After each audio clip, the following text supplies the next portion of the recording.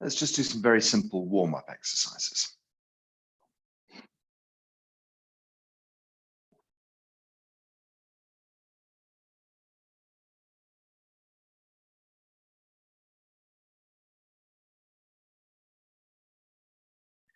Okay, so we just take up a posture with our feet at shoulder width. Nice and wide. Just allow the arm to hang down. You can look down the outside of your arm and just catch sight of the outside of your foot. And when you have your outside of the arm and the outside of the foot aligned, you know that you've got a good wide shoulder width stance. We tend to think shoulder width is actually just as wide as our hips, but actually it's not, because clearly our shoulders are wider than our hips. So take a good generous stance. And in medical Qigong, they always used to say, you know, shoulder width even wider, 10% if you want a bit more. And so it's a very good, wide, solid stance, a good sort of solid platform upon which to support ourselves. But it's not sort of standard thing we see in Tai Chi or some forms of Qigong. It's as wide as you want it to be. It doesn't really matter. Okay, let the knees soften, always just unlocking the knees. We're going to do our little turning the waist exercise. So it all comes from the very core of the body here. We can start off just on a cold winter's day. We can just gently stretch and look back over the shoulder and see how that feels. And then go to the other side and do that. We just do that a couple of times just to sort of loosen into the back and get the back gently kind of working. And then start to turn from side to side. Just let the hands softly tap onto the body wherever they naturally land.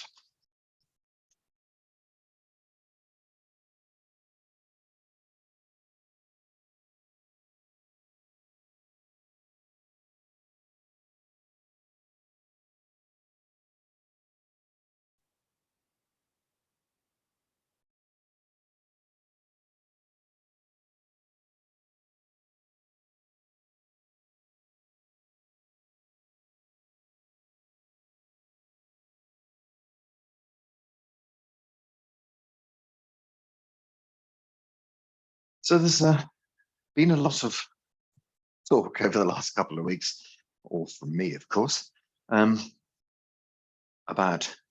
how, but there's not been much talk about why. Why bother doing this at all? What's it all about? And so I thought I might just delve into that a little bit. Okay, so the standing meditation builds up the strength in your body. It's a very good way of gathering lots of qi into your body.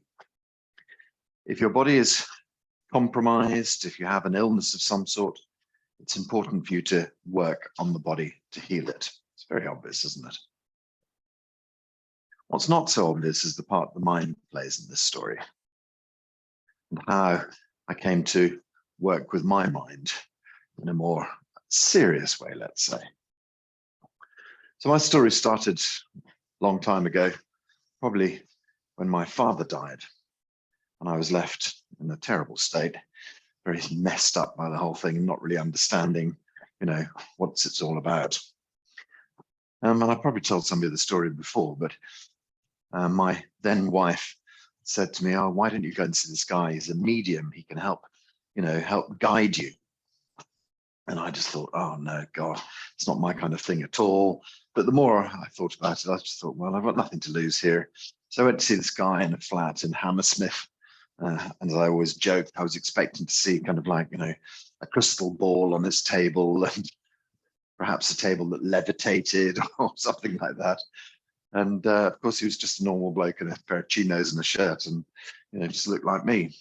And so we had this amazing session where he basically described to me my father. He couldn't have done that because he didn't know him. My father lived 350 miles away, you know, had passed the year before. There was no internet at that stage.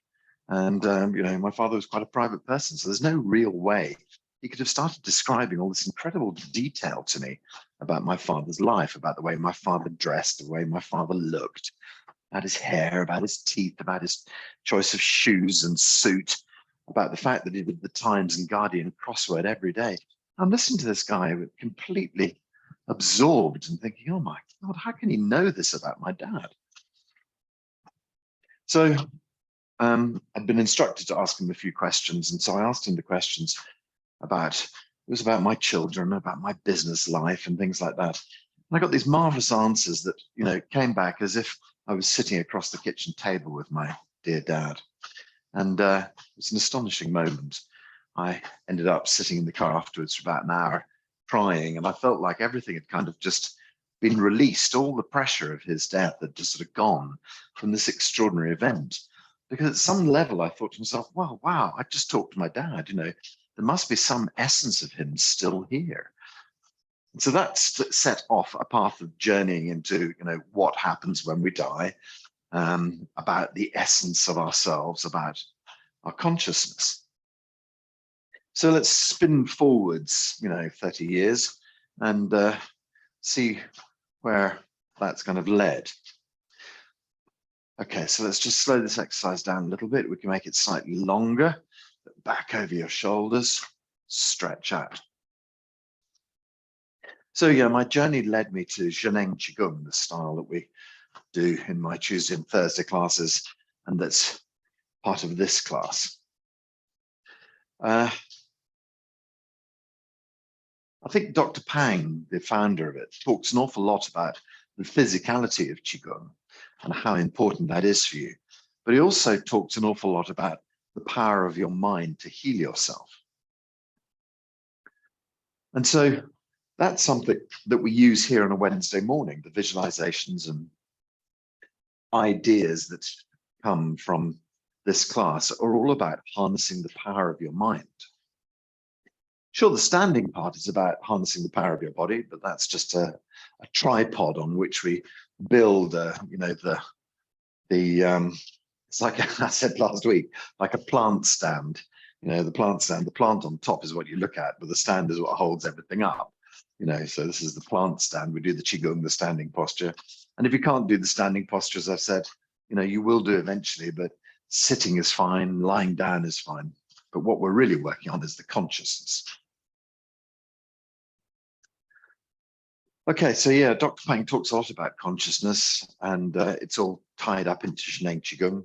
I've spent probably the last 10 years researching what consciousness really means, how it fits, what we can do with it, how important it is for us to concentrate on our consciousness. And just quietening the mind in meditation is the first step, but it's not the only step. And I think a lot of people who meditate think that they've got to the final point. But I think that meditation is about slowing down the mind's activity, about bringing the focus back so that you can use your consciousness as a tool. I think the truth is that consciousness uses us as a tool. There's probably a much closer definition of it, but that we can guide our own consciousness because we have free will. So the whole story about my dad is that I discovered that I felt consciousness, the essence of people continue, and that there is something about, life after death, and there is something about, all of these stories, near-death experience and things like that. Because I believe that consciousness pervades everything in our entire universe. So, you have to find that out for yourselves, whether that's true or not. And I suggest you look, or perhaps you already believe, but that's the truth of it, is that finding your way to your conscious self is the most important thing. And I think that's what we call enlightenment. I think the people who we think of as being enlightened are the people who have really found the existence of their consciousness. They're few and far between, and I'm trying to expand the numbers. I'm trying to help more people find their way to it.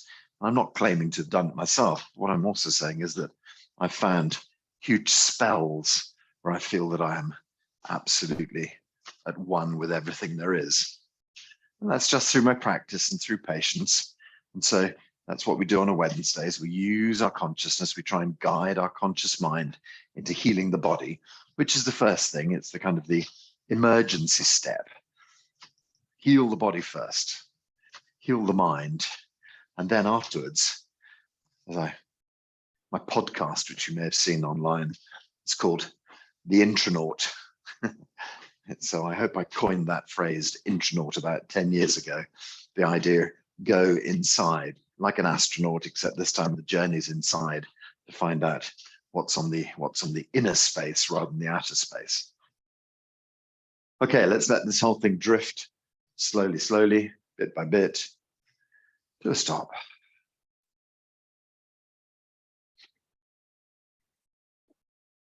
So sometimes that exercise can make you feel a bit lightheaded, a bit dizzy. Just plug the hands in the earth. Imagine lifting chi up.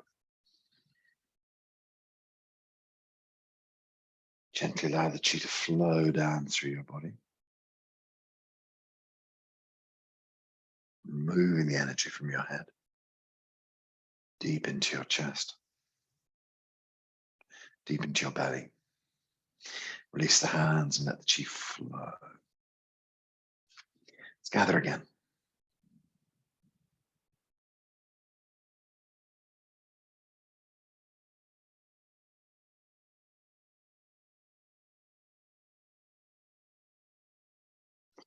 Locate this chi in the center of your chest.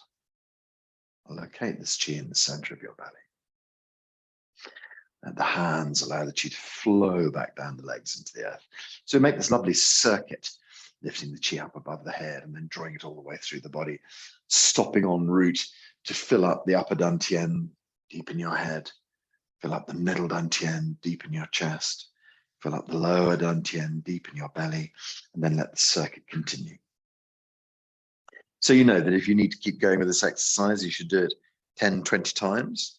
And I often say to people, just be aware of the fact that if you have low blood pressure, it helps to lower blood pressure. So you can do this exercise, but you just do it very, very softly, very easily, very gently, without much intention behind it. Okay, so let's do some simple forward and back bends to release the spine. Okay, so we just let ourselves drift gently down, sink, soften into your knees, relax. Just go down to wherever you can comfortably go. Let the back of your neck relax, let the head relax, let the hands and arms relax down towards the toes. The knees can stay bent, the tummy can tuck in. And we just hang here for a few moments and let the back acclimatize. So when you're ready, you can make the first little stretch down towards your toes. And then release that bend. Imagine a line has been drawn between the root of your toes. Just gently stretch towards that line and release. Imagine a line has been drawn between the insteps. So we're just gradually getting deeper with each stretch and release. And a line drawn between your heels. Stretch as deep as that or as deep as you wish to go. And release and relax and let the body hang. So point your tailbone up into the blue sky behind, and then push the tail to the front and roll the spine up, and then join your arms and ears together and try and bring those up as one piece. That just adds an extra kind of cantilever stretch. Good. Okay, you can let the knees and hips drift gently forwards as you lean back. Stretch up and back. Stretch up and back. Stretch up and back. Great. Hands up in the blue sky. We can do a few little side bends. Go down to your left side. Let the right side of the body gently open. Go down to the right side. Left side of the body opens. On the left.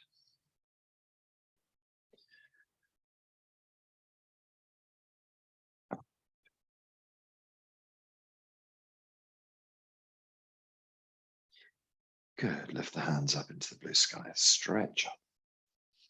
Okay, so again, with this cantilever idea, arms and ears just move over, the body stays straight. So that really bends the nape of your neck. And then we start with the upper back. Then we go to the middle back. Then we go to the lower back. Let the knees soften and relax and just let the body hang down. So the knees are soft, the back of the neck is soft. There's often a tendency here to lift the head up and try and look forward, but we're not doing that at all. We're trying to really give up the neck and let it hang. Great. So imagine that line between the toes, just gently stretch down towards that and release. In line with the roots of your toes and release. In line with the instep and release. Back towards the heels and release. Let the body gently hang there. Lift the tailbone up to point into the blue sky behind. Swing the tailbone to the front of the body. Let the spine slowly build up. Try and join the arms and ears together and bring those up as one piece. Slowly up, full height, stretch. Let the knees and the hips drift gently forwards and you can lean the body back. Stretch up and gently back.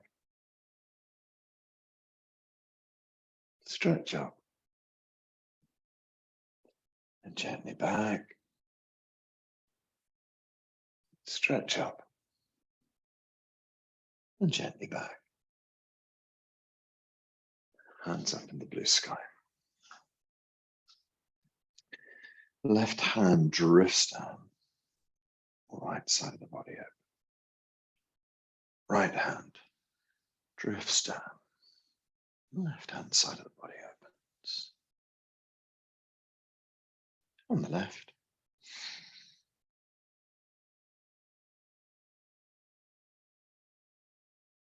And on the right.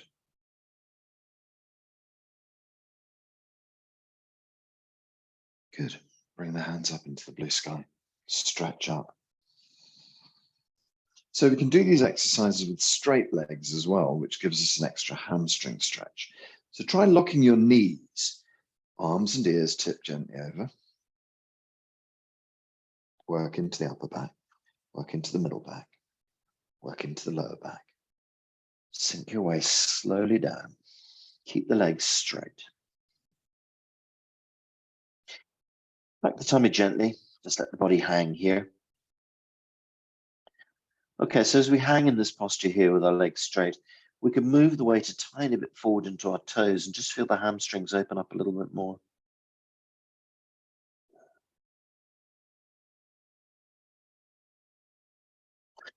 Okay, so first extension takes us down towards the toes. Release. In line with the roots of our toes. Release. Working towards our insteps. Release. Working towards our heels. Relax and release and the body hangs. Tailbone lifts up behind. Tailbone gently pushes to the front. Spine rolls up. Head, arms and ears roll up. Stretch up into the blue sky. Drift the knees and the hips forward as you lean back. Stretching up. Gently back. Up. And back. Up. And back. Hands up. Allow the left hand to drift down.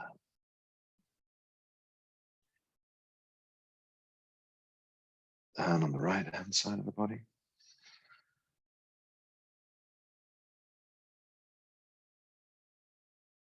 On the left.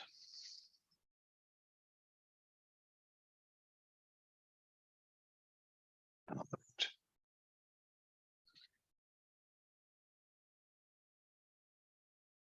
Good. Draw the hands up into the blue sky. Stretch. Last time through the exercise set then. So the legs stay straight, Arms and ears only. Arching the upper back, middle back, lower back. Sink slowly down, releasing the back of the neck. Tummy tucks in. Weight gently forward in the toes, allowing the hamstrings to stretch. Good. Stand softly towards the toes. And release. In line with the roots of our toes. And release. Working towards our insteps. And release. Back towards the heels, nice deep bend. Release. Body relaxes and hangs. So the tailbone gently lifts up behind. Tailbone gently pushes to the front. Spine rolls up. Head, arms, and ears roll up. Stretching up into the blue sky. Nice long stretch. Knees and hips drift forward as you lean backwards. Up. And back. Up. And back. Up. And great. Hands up into the blue sky. Left hand drifts down. Down on the right hand side.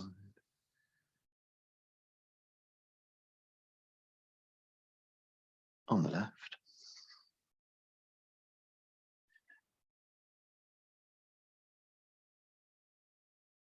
And on the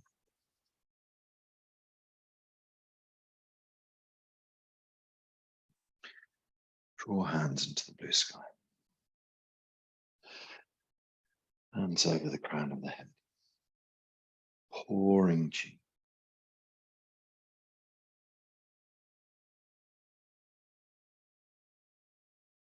Release the hands gently down the sides. Just gather chi. So the hands go into the earth and we lift chi up.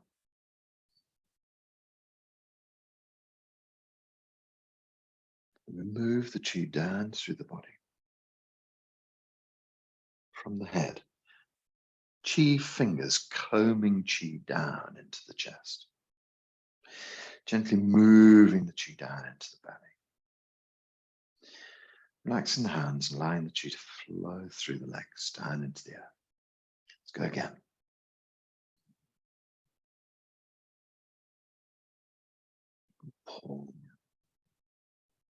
Pour the chi down. Draw the chi deep inside. Deep into the belly. One more time.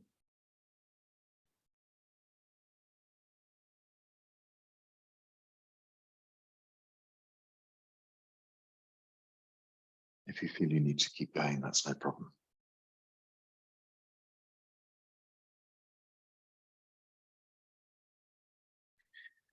Okay, so we could gather one more time and just bring our hands onto the belly.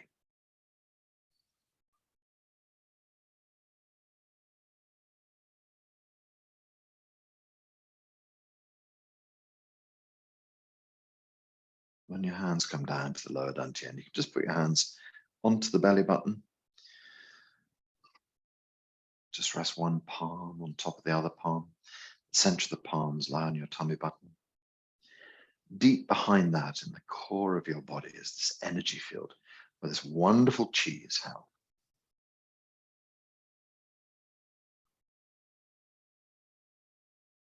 Connect the mind deep inside the body here.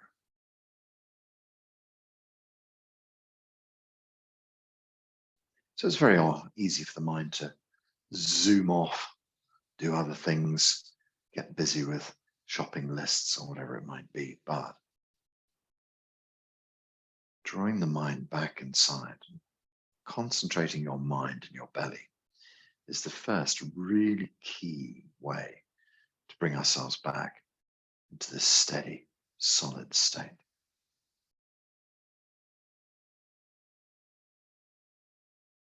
You've heard me say before about bringing the mind back. My version of it, you imagine that your nostrils are like tubes that go right up into the center of your brain. Strange idea, but they're kind of pointing in the right direction. So you imagine taking a breath in through the nostrils, or you do take a breath in through the nostrils, and all this chi goes straight up into the center of the brain and kind of illuminates the center of your brain. And so when you've got this beautiful sort of illuminated brain, you then breathe out and let the illuminated brain go down into the middle dantian, drop down into the lower dantian. So it's just one breath, drawing in, illuminating the center of the brain. As you breathe out, chi goes deep down into your belly and resides there. And then you go into simple, easy breathing, just concentrating your mind in the belly. So from time to time, you'll find that your mind has run away. That's no problem. You just lasso it and bring it back with a gentle breath in. Then a gentle breath down. And then gently breathing and imagining the chi in the mind staying deep in the core of your belly.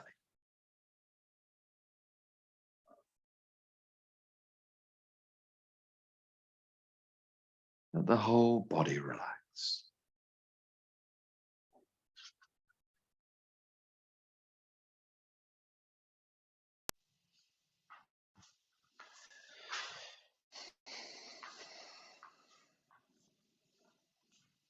So Dr. Pang has this little poem called the 8 Phrases.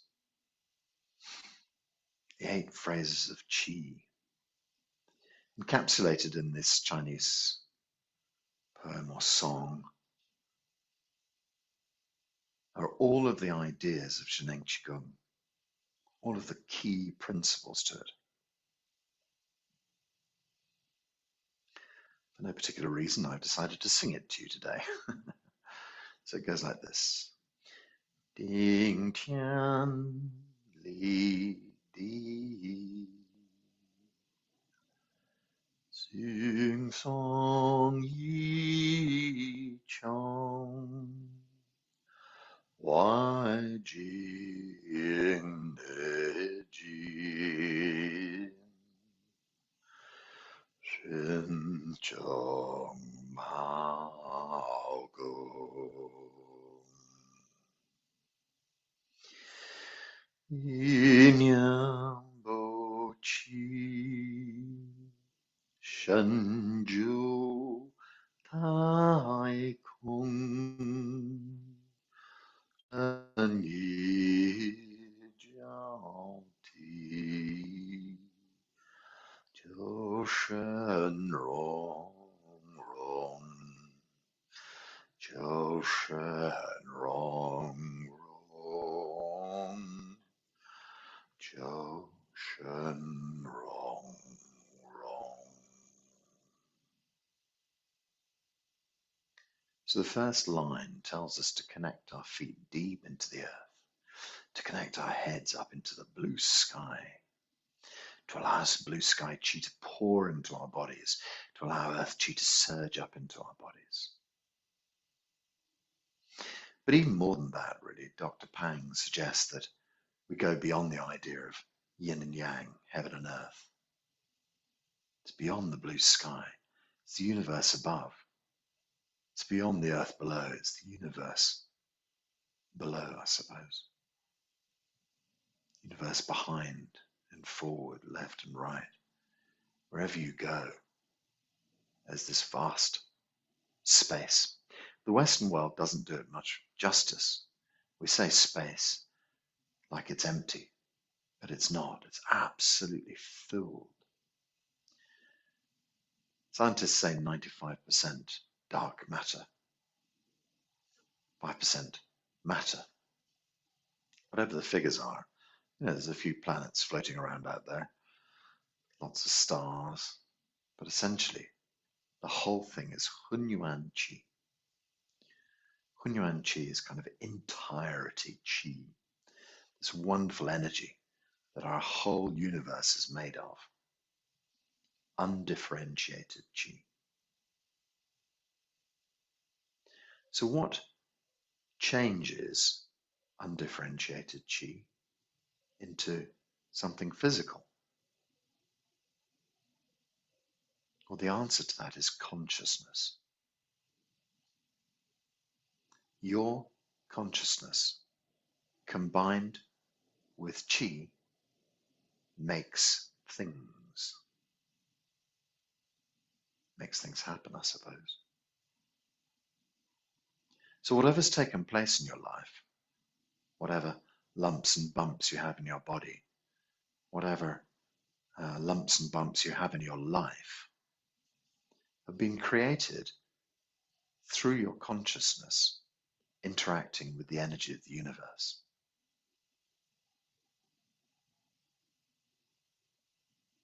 Okay, so that's a lot to take in.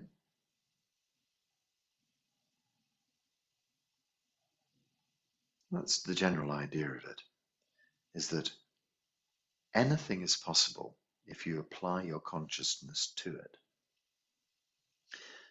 But also the problem is that our subconsciousness works along that lines as well. So things we tell ourselves subconsciously can also come into being. And in our subconscious lie all the patterns that make us who we are, be they good or be they bad. Well, there's no such thing as good or bad in reality. There's just chi and consciousness.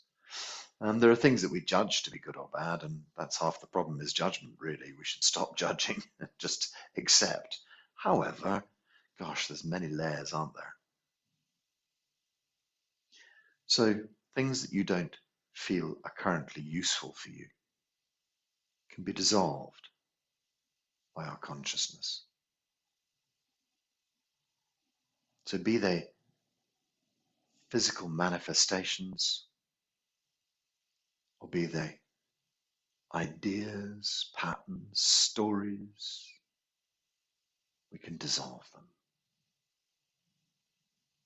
We can let go of them. One of the key pieces of information: you are not your story. Okay, think about that. You are not your story. You are pure consciousness. Your story is playing out in this world that we live in. Your consciousness is the player, and your body, your meat suit, and your story are what the consciousness plays with. So you imagine a chessboard with all the pieces lined up, and you can make yourself the king or the queen if you like. And your consciousness shifts you around, interacting with all the other pieces. It's unfortunate chess, isn't it? Because it's always kind of fighting with other people and knocking other people off the board. So perhaps that's not the greatest of image, but perhaps that is how you live your life. Don't live your life like that. So anyway, we have consciousness playing the game of chess, moving the pieces around, and you, as you appear in this physical body, are just one of the pieces. So how do we improve the lot of that piece? How do we fix things for that piece? Well, we use our consciousness to change the things in that piece that the piece doesn't like. So that might be, why did I suddenly, I don't know, just suddenly grabbed upon bad eyesight. I'll tell you a story about bad eyesight. We went to China, and one of the teachers there teaches eyesight qigong. And for 5 afternoons, we sat there and we concentrated our eyesight. We did these exercises. Before we started the whole process, we all took an eye test. And after the process, we all took an eye test. My vision had gone from sort of 20/20 vision. I always thought I had good vision, but it had got better. It got to like sort of 20/22 or something, whatever the next possibility was. But there was a lady there who had, if you think about an eye chart, she could only get about halfway down the eye chart before she stopped being able to see. By the end of the 4 or 5 days exercises, she almost had 20/20 vision. She had sort of 18/20 vision or whatever it is. When she got home, she had to go and reorder all of her glasses again because none of them worked anymore. And she still does eyesight qigong to this day, I believe. So what's that all about? She used her consciousness to change the structure of her eye. So she didn't like the way her eyes worked. She used her mind to change her body. Makes no difference whether you're working with bad eyesight, a tumor, sore joints, that kind of thing, a rash, what do they call it, eczema, whatever it might be. You can use your mind to change the outcome of that exercise. That's what we're doing here today. We're learning how to make our minds still. We're learning how to reside our minds inside our bodies. We're learning how to be patient as well. So doing your standing qigong can be uncomfortable. Sometimes you find that your feet are going a bit dead. I'll just move them around a little bit to get the blood flowing. It doesn't matter. Sometimes you find your back gets a little bit sore. For me, I always used to have to remind myself just to lift my breastbone up a little bit towards my chin because I have a tendency to slouch. And so just by lifting the breastbone up, it used to take a pressure off my back. Sometimes you get a lower back pain, you just have to tuck your tailbone slightly forwards and suddenly you find a different standing posture. Sometimes you just have to sit, do as much standing as you can and then sit down. Perhaps sit down for a little while and then stand up again. But just try and keep your mind steady in this process. Try not to let the body distract you too much. So breaking through these things, don't try and smash through your problems with a sledgehammer. You can't force problems to fix themselves. So this is one of the real stories, is about pain. How do you get through pain? I remember one of my students who had hurt her knee, and I sort of said, just see if you can go beyond the pain.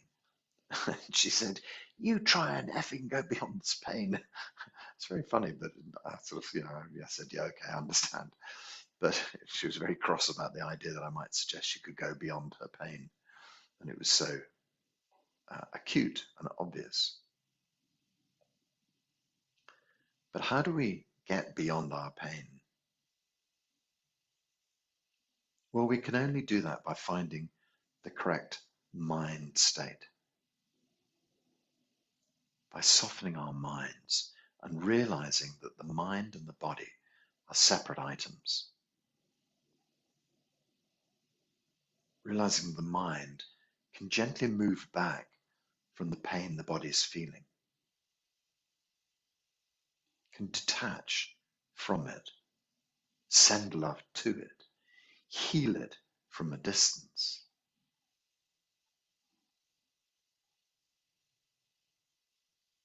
So sometimes we want to do exercises that bring our bodies into perfect harmony with our minds and keep the whole thing working in absolute balance. But in this case, we would be separating our mind away from our body and just seeing our body as the chess piece and seeing ourselves as consciousness guiding that. So when you can step back from the pain, somehow it becomes a little less powerful.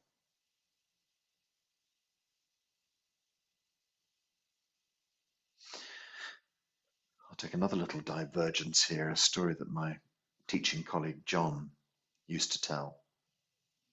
He says, one day I found myself in a room with the most dangerous man I'd ever met. He was doing some counseling and he'd been put in a room with a guy who was, had been diagnosed with schizophrenia and had been violent and dangerous. And John listened to the guy talk. The guy was talking about voices shouting inside his head. And John said to him, how would it be if that voice just stood 10 meters away before it shouted at you? And the guy looked at him and said, what do you mean? He said, just ask that voice to stand back a bit, to go away, to be a bit further away, so it's not just shouting in your ear. The guy said, okay, I'll try that. And he came back about 3 or 4 months later, and he'd managed to find himself home, he'd managed to find himself a job. And he said, I did what you said. I just asked the voice to stand back and stop shouting so loud. And so it's this idea that if we try and force something, it just doesn't work. But if we try and stand back from it and just allow it to respect it, I suppose, stand back from it, that without desperation, things start to shift and change. So it's terribly easy for us to pin things in place using our determination. That's why when we're healing ourselves in Qigong, we don't keep on repeating the story about our problem. And this, unfortunately, is where I have a bit of a problem with modern psychology. Because if you're being asked to repeat again and again the same story about the trauma in your childhood, the trauma in the breakup of your marriage, the trauma in the, fill in the dots, what you're actually doing is reinforcing that idea. So in Shen Ji Palace, we acknowledge that a problem's there. I know I've got a sore knee, but I'm not going to keep on saying, my sore knee this, my sore knee that, my sore knee, I'm healing my sore knee, I'm healing my sore knee, because every time you say it, you're reminding yourself you have a sore knee. So in Shen Ji Palace, what we do is we would just send a wave of qi down into the area. Imagine illuminating the joint, and imagine that everything in the knee is working well. Everything is perfect working order. Everything is open and flowing well. And then forget about it and let it just do its own work. So don't constantly remind yourself of problems you have. Don't constantly gossip or talk about things to people. If what you have to say, if the only thing you're saying to 20 different people is how bad my marriage is, my divorce is, my job is, then you're just reinforcing the whole thing. Try and change your tune. Try and think differently about the way you think about your body and your life.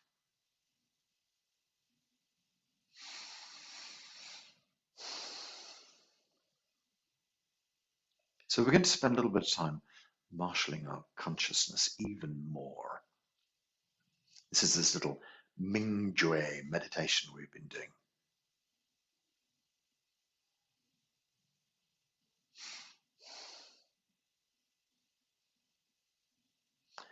So once again, we bring our attention deep into the center of our mind. What would that look like? Go in through the third eye between your eyebrows, just above. Go deep into the center of your head. From Bai Hui on top of the head, down into the center of the head. Perhaps from the temples into the center of the head. Sort of zoning into this point, right in the very core. Just imagine focusing your consciousness in this area. So in Shen Qigong, we call it Shen Ji Palace.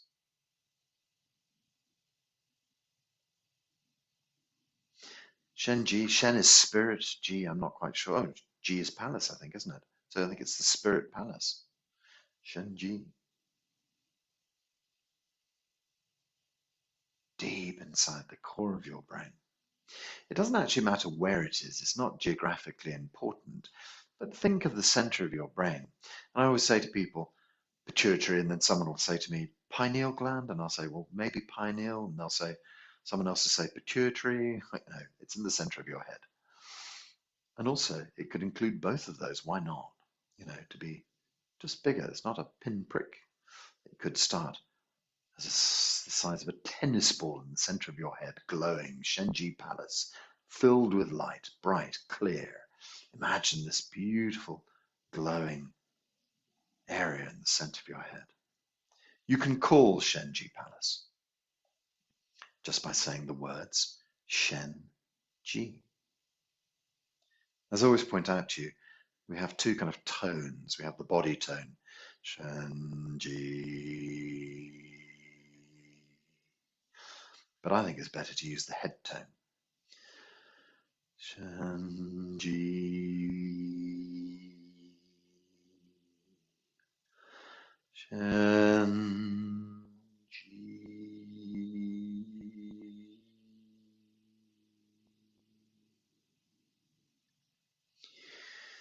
Shen Ji.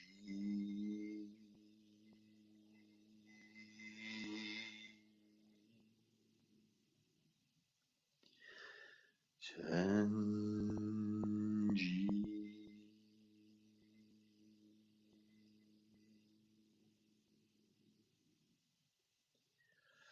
Shen Ji.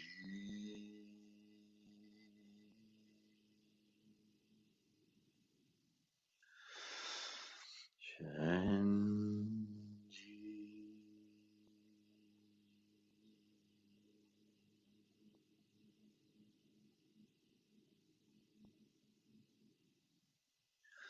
Go a little bit quieter. Shen Ji.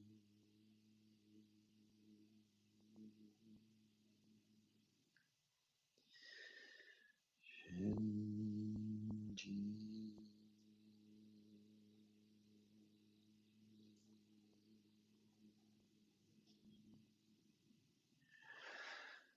Shen Ji.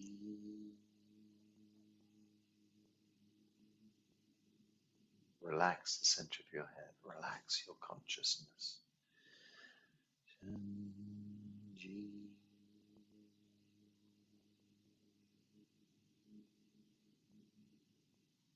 Continue saying Shen Ji, but say it in silence, deep inside.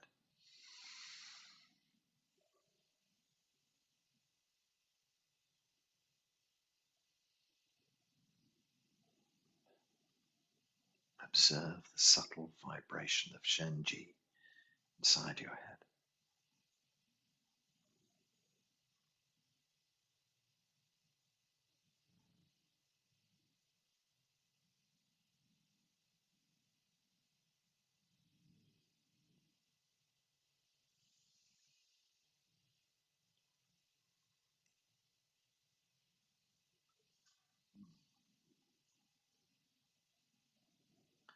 Now just gently imagine that your head can open in some way. You can feel the universe above. Allow Shen Ji Palace to gently start to merge with the blue sky above. Imagine Shen Ji Palace merges out into our solar system.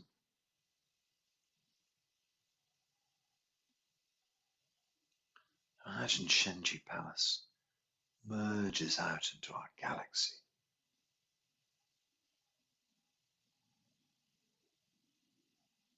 Imagine Shen Ji Palace merges out into the universe, blending with the Hunyuan entirety chi of our whole universe.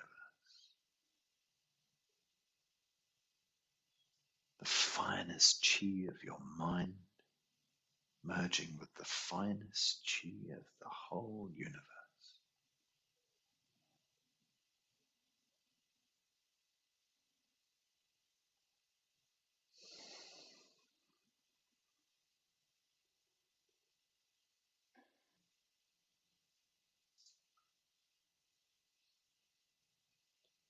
Gently start to draw the chi of the universe back into our galaxy, draw it back to our solar system. Eventually, we can find our way back to our earth. Draw the chi back to your body. Merge the chi of the universe with the chi of your mind and the chi of your body. Bring all this chi into your upper dantian, into the brain. Draw the chi down into your neck, into your shoulders, down your arms, into your hands. Fill the whole of your spine with the universal chi. Allow this chi to percolate through every cell in your chest, in your midriff, into the lower body, working into your hips, into your thighs, working into your knees, into your calves, gently drifting down to your feet, to your toes. Feel this whole universal awareness throughout the entirety of your body. Your body is fine and pure as the whole of our universe. Now we use a new tone, which is called Shu. Shu helps you to refine the chi in the body. So we gently say, Shu.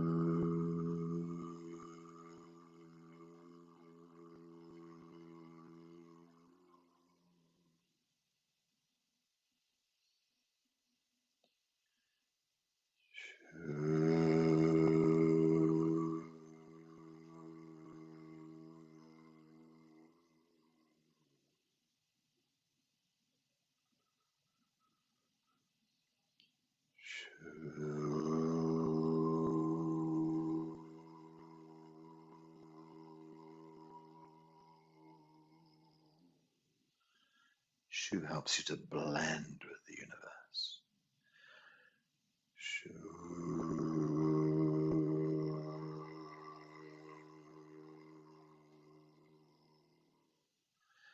Shu helps you to refine your chi even further. Shu.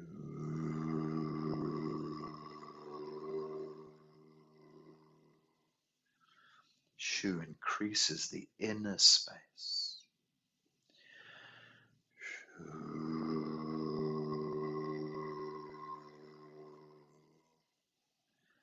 Body becoming as pure as universal chi.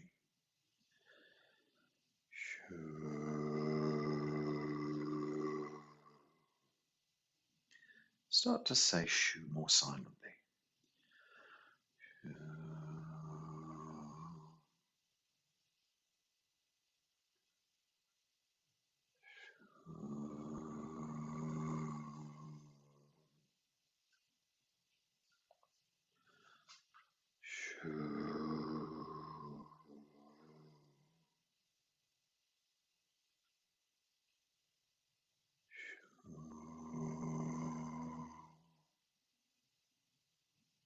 Universal chi is infinite and pure.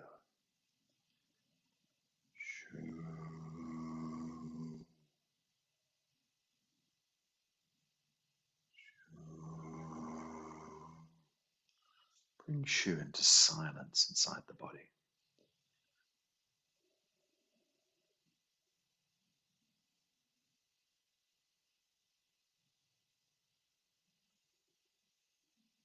Relax into the infinity of the universe.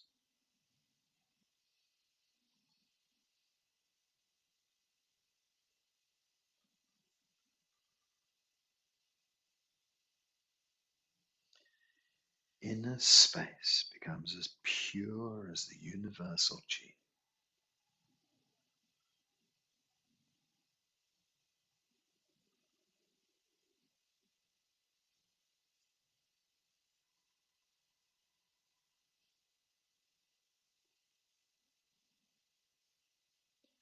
Try and search now for the moment before Shu arrives.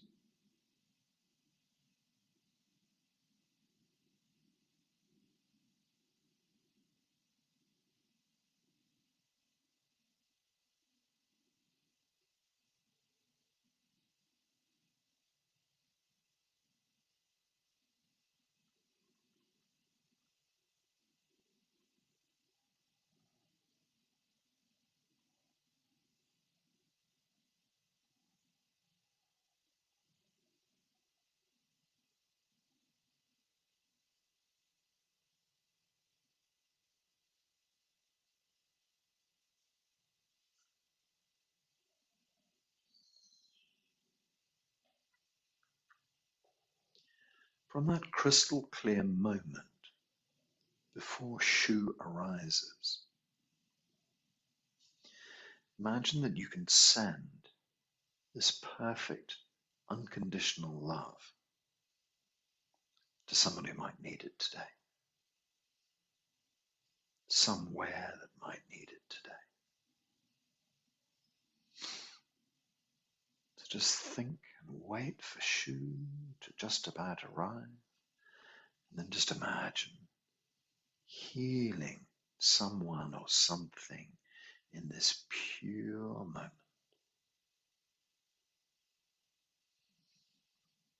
When we do this sending of unconditional chi to someone or something, we don't wish for an outcome. We don't think about a problem. We just think, this person, I know they're struggling with cancer. I'm going to send my love into their life. And the healing will automatically find its way and do what's required. You don't have to know. You couldn't possibly know. So just before that moment of Shu arriving, send chi. Imagine you could transmit this perfect, pure energy across time and space.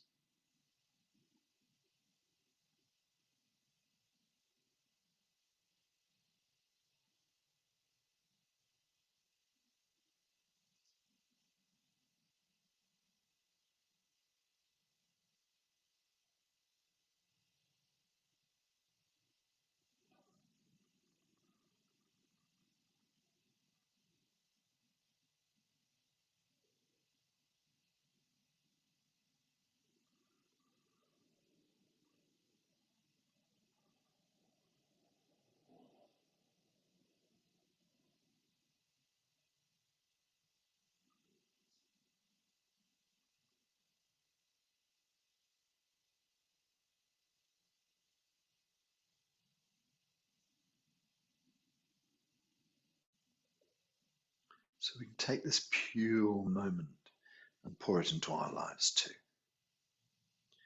Whatever it is you wish to heal.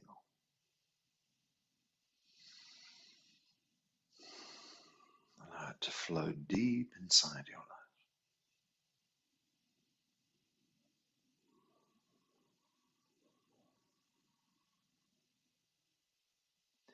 If it's a physical area of the body, we just drift the chi into that area and allow it to go wherever it's needed. If it's an emotional problem, just think about it once and pour the chi inside, and then just allow that energy to continue to flow. As I say, don't keep on going on about a problem. Just send. You know, it might be something like, I heal the problem with my sister. Everything is healed. Everything is healed. And just keep on sending. Everything is healed. Everything is healed. Whatever aspect of your life. Remember, no past, no present, no future. Just chi. So perhaps someone who's passed on, doesn't matter. Send healing. Heal that relationship. Something that's coming up in the future that you're worried about. Send healing to it. It'll be perfect. It doesn't have to be a problem anymore. It could be brilliant instead of bad. Whatever it is you wish to heal, do so now.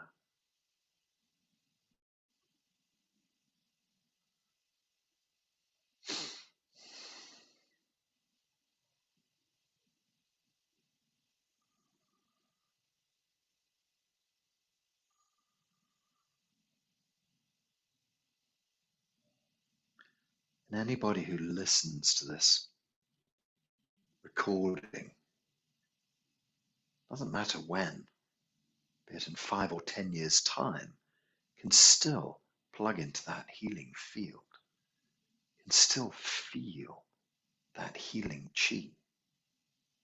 No time, no space. So just by being here, you're automatically healing.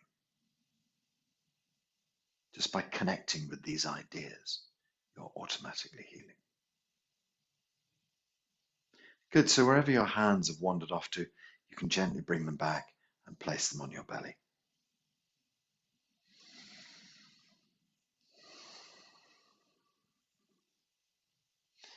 When we've been off on a universal journey like that, it's always important to remember to bring ourselves back into our bodies.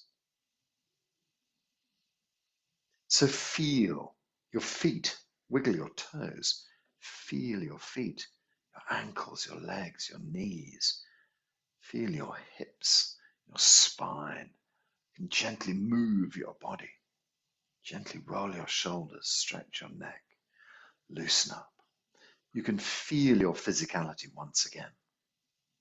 We can turn 3 circles gently around the belly button. And the first 3 circles really do help us to come back to ourselves. They draw the chi into the core of your body and really center you. And then we can take 3 circles back in the opposite direction, and that just helps us to seal ourselves, to close ourselves down, to hold all the chi inside, to bring ourselves back to daily mode. So we've been off on this far journey through the universe. Now we just kind of return ourselves to our bodies. As you stand here, just imagine every cell in your body filled with chi, every cell in your body working well, every system in the body, perfect working order. All functions of your body return to normal. All functions normal. Whole body working well. See your body with every cell filled with chi, an abundance of energy in every cell. All functions return to perfect working order. As you stand here, just imagine that you have a layer of chi around your skin. Imagine it about a couple of centimeters around your skin, like an extra layer, protective layer on the back, front, above, below, sides, all around you. This is your Wei Chi layer. Keeps you safe, protective layer of chi. And then around that, imagine your energy body. A meter in front, a meter behind, left, right, up and down. This wonderful protective energy field, but also connecting you, protecting you and connecting you appropriately, let's say. So see yourself as a being of light inside these wonderful shields of energy, safe, happy, everything working well. Put a big smile on your face. Slowly open your eyes. Let the hands release down by the sides. Just move your hands a little bit, move your feet a little bit, stretch out. Move in any way you feel is important. Good. And then we say Haola together. So Haola means good already. Everything is already fixed. So it's a kind of affirmation that everything is already sorted. If you unmute yourselves, we can all say Haola together. So I tend to do it with my feet together. You bring your hands up in the air. 1, 2. Haola. 1, 2. Haola. 1, 2. Haola. Lovely. We've got a little salute for each other. You take your right hand with the palm facing up and the left hand palm facing down. And you kind of gather the fingers together. You roll them up and you put your thumbs on top. So this is the Zheneng Qigong style salute. Thank you very much. Really good to see you all and have a lovely day. Have a lovely healing day. Thanks, everyone. Thank you, Bye, guys. Jeremy. Bye. Thank you. Take it easy today. Bye. Bye.